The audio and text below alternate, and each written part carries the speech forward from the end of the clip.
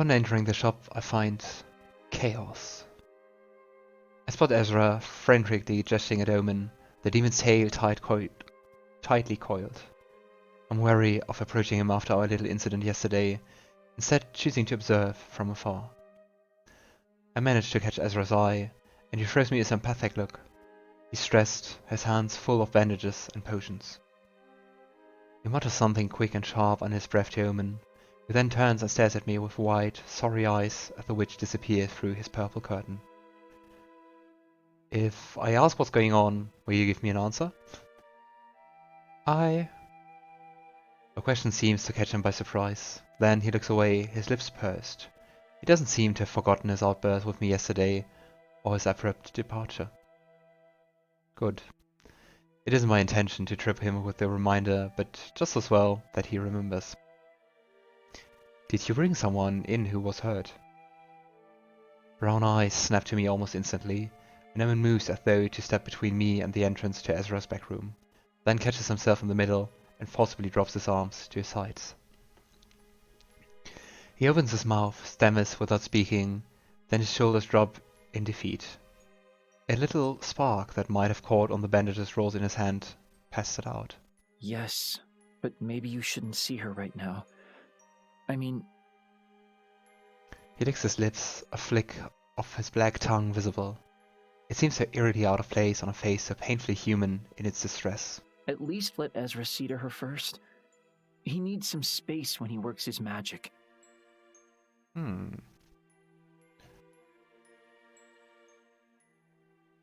you hurt? Omen blinks at me, for a moment uncomprehending. He had thought that he might be the one whose hurt not crossed his mind at all. Evidently not. His mouth goes round and he blushes, looking away and shaking his head. But then he smiles and holds the medical supplies closer. I'm fine. It's her I'm worried about. Of course, the guest. I glance at the door leading to the back, and after a moment of concentration, I can pick up on it too. A hint of power, one not unlike Omen's own. Another demon. This town is becoming a little too crowded, isn't it? I decide to keep my faith in Omen for now, however, and smile at him as reassuringly as I can. I'm sure she will be alright. Ezra is tending to her, after all. At the reminder, Omen visibly relaxes. Yeah, you're right, of course. He's very good at this. He took care of me when I came here. Oh. His words peter out. Omen looks down at his arms, then at the wall, then at me, pensively. His tail lashes back and forth, his body tense, and for one dangerous moment, I wonder what he'll do. But my hand stays off my weapon this time, and his burgeoning power stays contained within that slim, fleshy guise. We look at each other until I feel we come to a silent understanding. Omen sighs, his shoulders falling. Hunter, I owe you an explanation, I think. I owe you the truth. He fidgets, looking anywhere but me, before steeling himself and meeting my eyes. I relax my stance as much as I can, encouraging. No use pushing when Omen seems willing to speak, but I'm glad to hear that I might finally be getting answers. Tell me. He smiles, eyes soft, appreciative. Then he takes another deep breath and begins. 2 years ago, I came to Lunaris. That is, I came to stay in Lunaris, after a disagreement with my sire, my father. His eyes flicker around the room almost nervously, and I find myself straining to detect any eavesdropping presence, but there is none. Omen seems to find the same thing, because her shoulders droop again. You know what I am.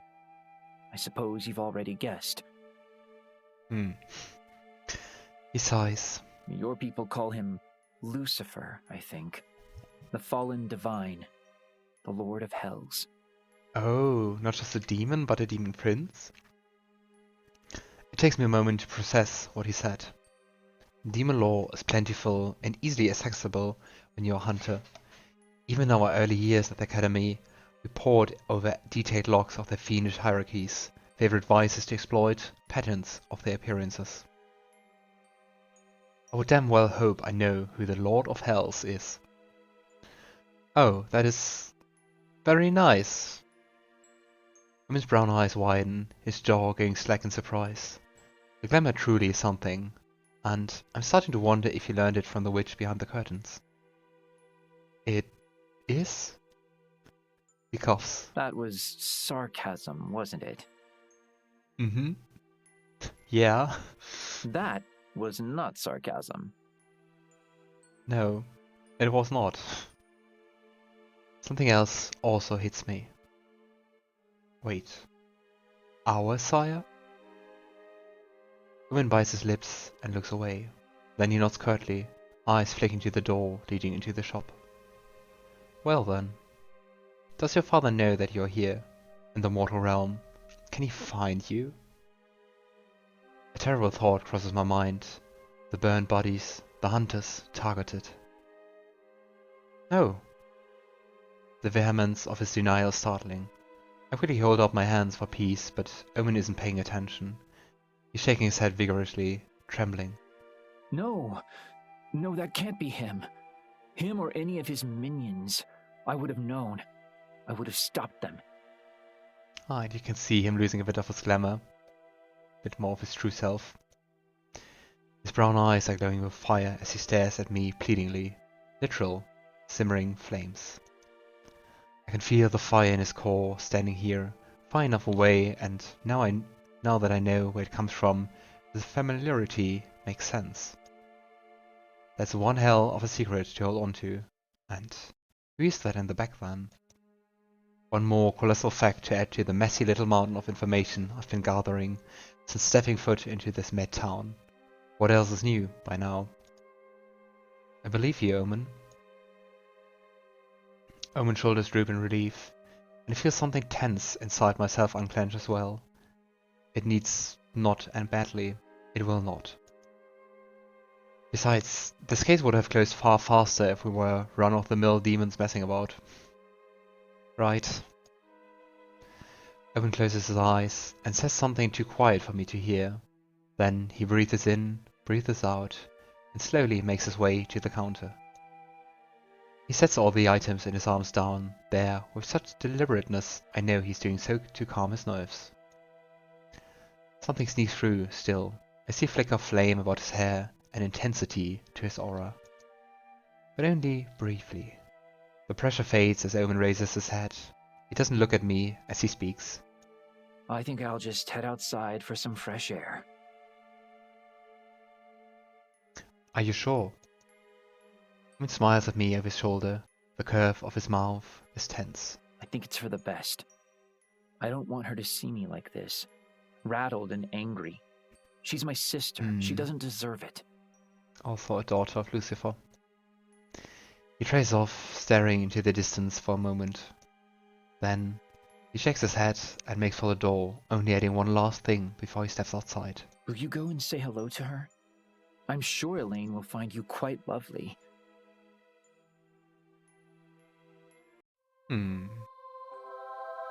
Aww. She also looks really cute. But maybe I just like demons and devils and tieflings. The second I lay my eyes on her, it's more than a little obvious that she truly is related to Omen.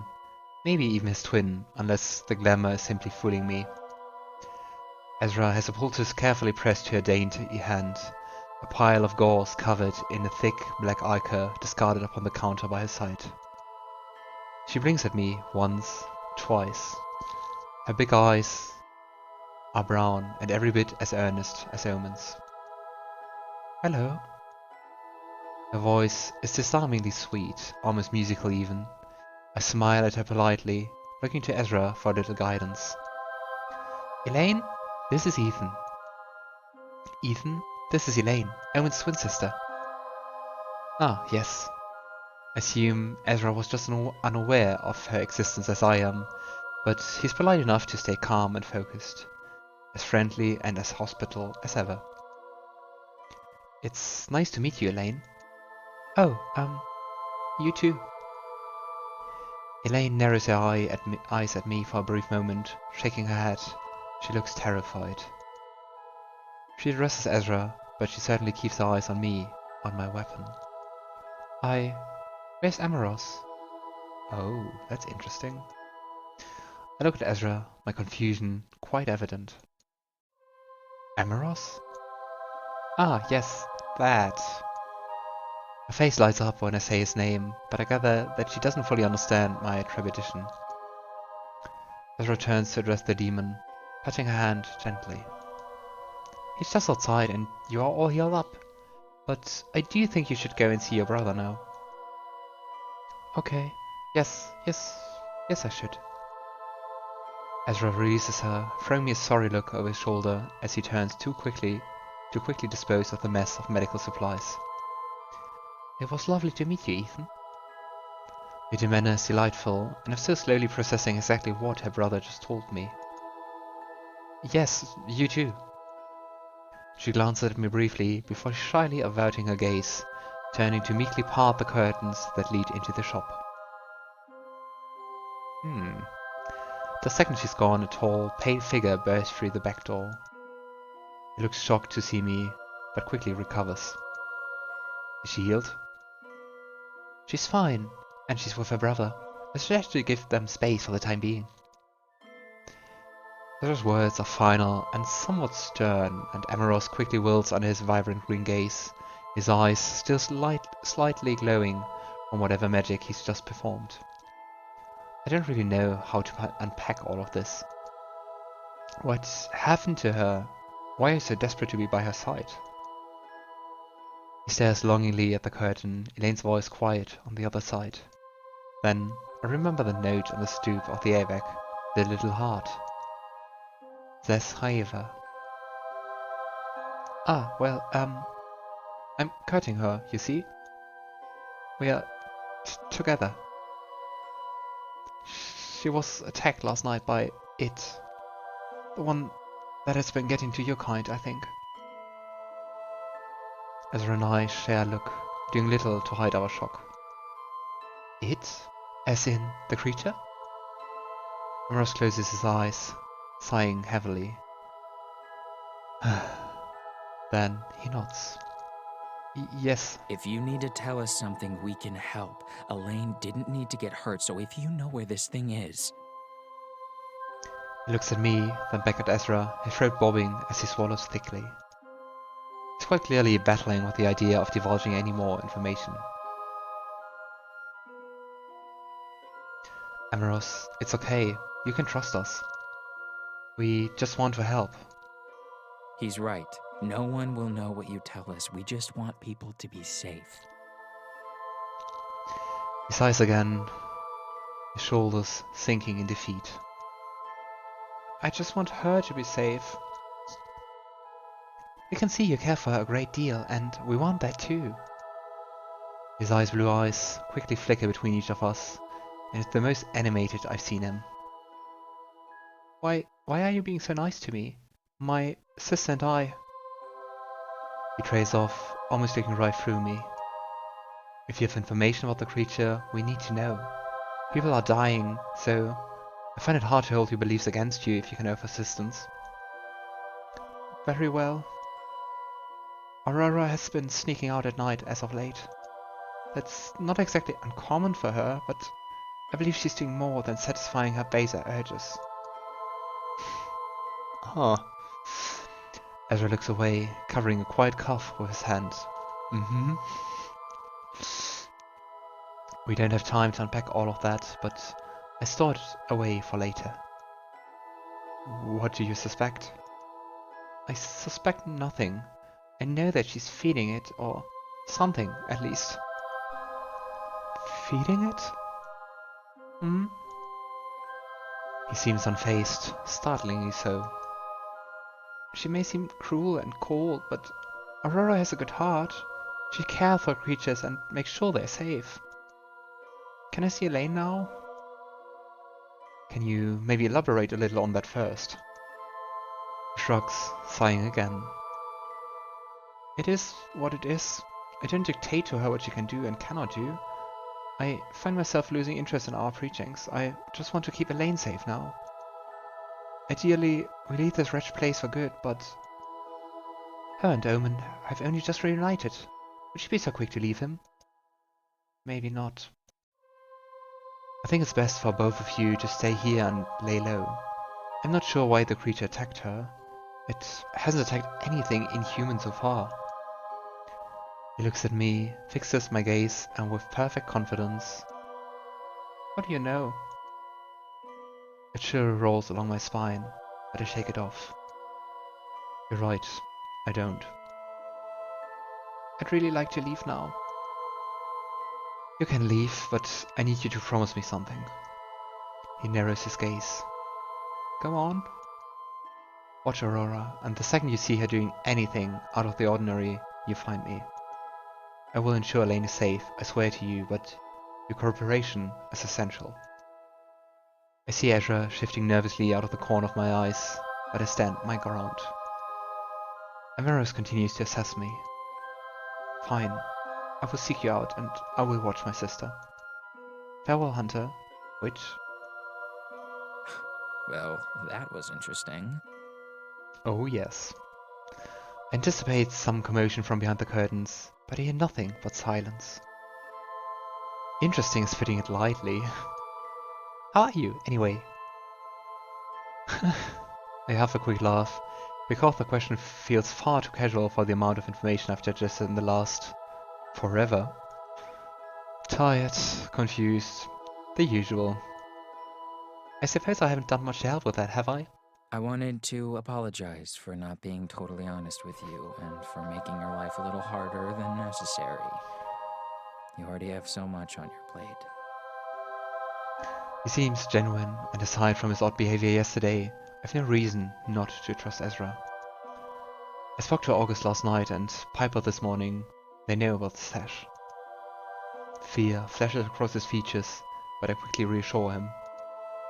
It's fine, Ezra. They're on our side. They want to help. Even Gus?